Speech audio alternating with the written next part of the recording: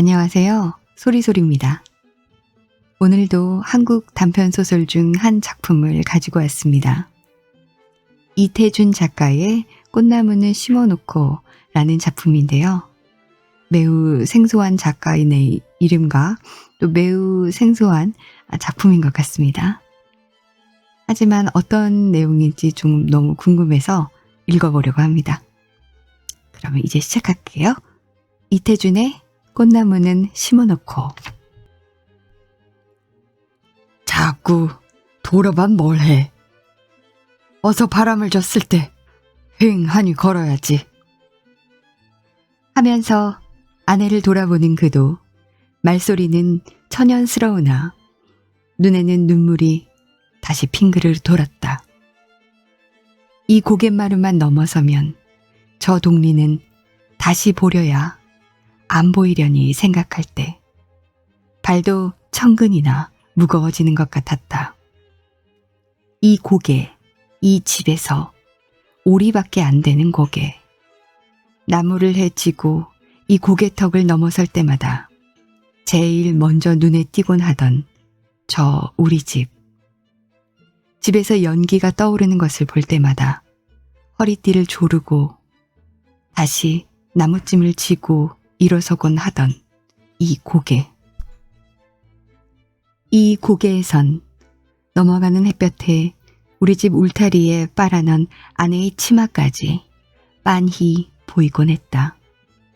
이젠 이 고개에서 저 집, 저 노랗게 각간 병아리처럼 새로 이형을 인 저 집을 바라보는 것도 마지막이로구나.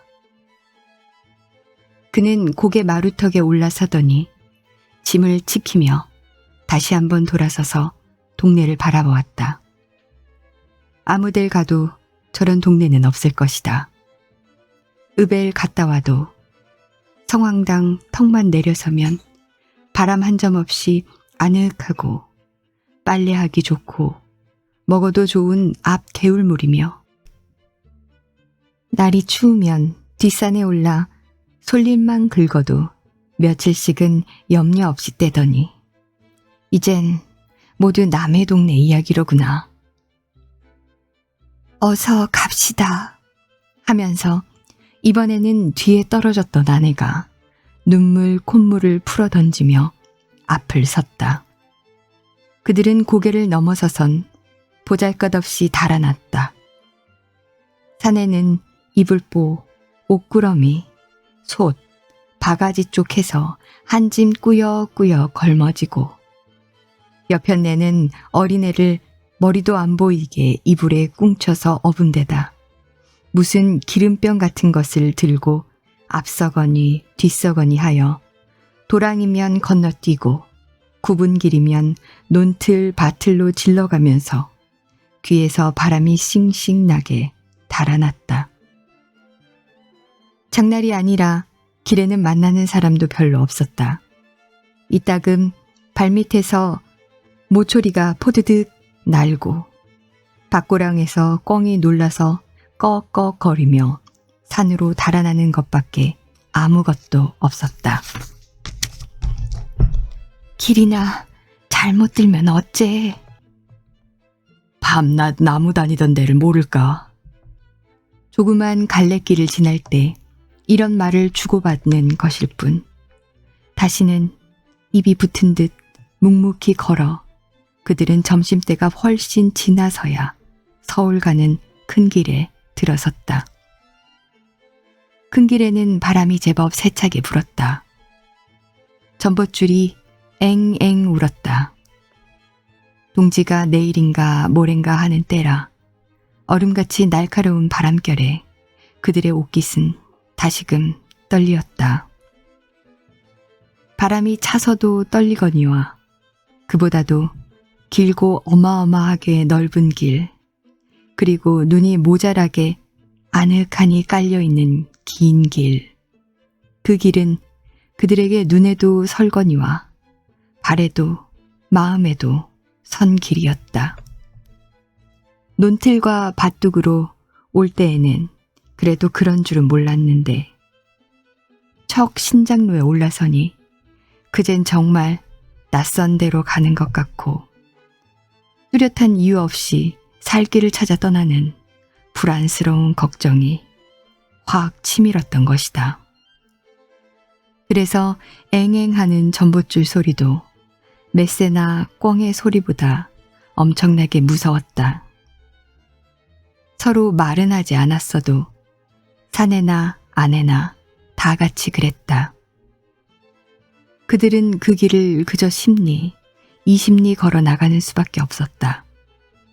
자동차가 지날 때는 물론 자전차만 때르릉 하고 와도 허둥거리고 한데 모여 길 아래로 내려서면서 서울을 향하고 타박타박 걸을 뿐이었다.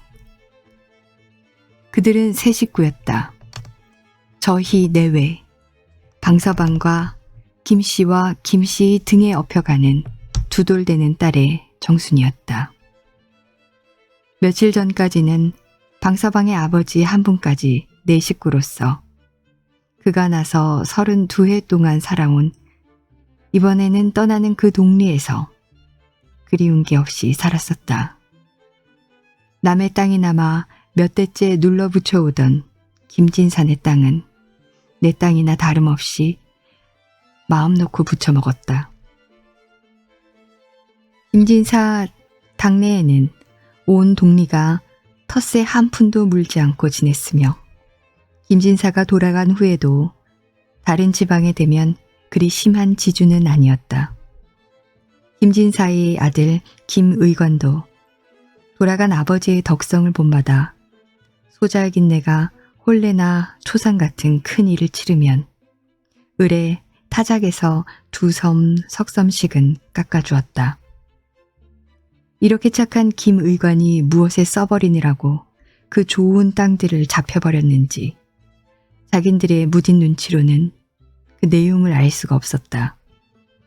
더러 읍 사람들이 짓거리는 소리에 무슨 일본 사람과 금강을 했느니 회사를 했느니 하는 것을 들은 사람은 있고 또 아닌 게 아니라 한동안 일본 사람과 양복쟁이 몇이 김의관네 집을 드나들어 김의관네 큰 개 2마리가 늘 컹컹거리고 짖던 것은 지금도 어저께 같은 일이었다.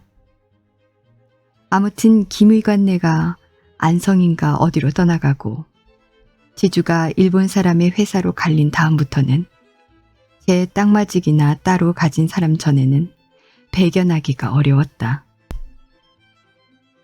텃세가 갑절이나 올라가고 논에는 돈을 주고 사서 쓰는 거름을 써라 하고 그것을 대어주고는 가을에 비싼 이자를 쳐서 벼는 헐값으로 따져가고 무슨 세납, 무슨 요금 하고 이름도 모르던 것을 다 물리어 나중에 따지고 보면 농사진 품값은커녕 도리어 빚을 지게 되었다. 그들이 지는 빚은 달리 도리가 없었다. 소가 있으면 소를 팔고 집이 있으면 집을 팔아 갚는 것밖에. 그래서 한 집 떠나고 2집 떠나고 하는 것이 3년 안에 5, 6호가 떠난 것이었다. 군청에서는 이것을 매우 걱정하였다. 전에는 모범촌으로 치던 동리가 폐동이 될 징조를 보이는 것은 군으로서 마땅히 대책을 세워야 할 일이었다. 그래서 지난 봄에는 군으로부터 이 동리에 사쿠라 나무 200여 주가 나왔다. 집집마다 2나무씩 나눠주고 길에도 심고 언덕에도 심어주었다. 그래서 그 사쿠라 나무들이 꽃이 구름처럼 피면 무지한 이 동리 사람들이라도 자기 동리를 사랑하는 마음이 깊어져 함부로 사관으로 떠나가지 않으리라는 기대가 있었던 것이다. 사쿠라 나무들은 몇 나무 죽지 않고 모두 잘 살아났다. 방서방네가 심은 것도 앞마당의 것, 뒷동산의 것 모두 싱싱하게 잘 자랐다. 군에서 나와보고 내년이면 모두 꽃이 피리라 했다. 그러나 떠날 사람은 자꾸 떠나고야 말았다. 방서방네도 아무런 이유 없이 타간으로 떠나기는 처음부터 싫었다. 동리를 사랑하는 마음, 자연을 사랑하는 것이나 이윤을 사랑하는 것이나 모두 사쿠라를 심어주는 그네들보다는 몇 배 더 간절한 뼛속에서 우러나는 것이었다. 사쿠라 나무를 심었을 때도 혹시 죽는 나무나 있을까 하여 조석으로 들여다보면서 애를 쓴 사람들이요. 그것들이 가지에 윤이 나고 싹이 트는 것을 볼 때는 자연 속에 묻혀 사는 그들로서도 그때처럼 자연의 신비, 봄의 희열을 느껴본 적은 일찍이 없었을 것이다. 내년이면 꽃이 핀다지? 글쎄 꽃이 어떤지 몰라. 아무튼 이놈의 꽃이 볼만은 하다는데. 글쎄 그렇대. 그러나 떠날 사람은 자꾸 떠나고야 말았다. 올겨울에 들어서도 방서방내가 두 집째다.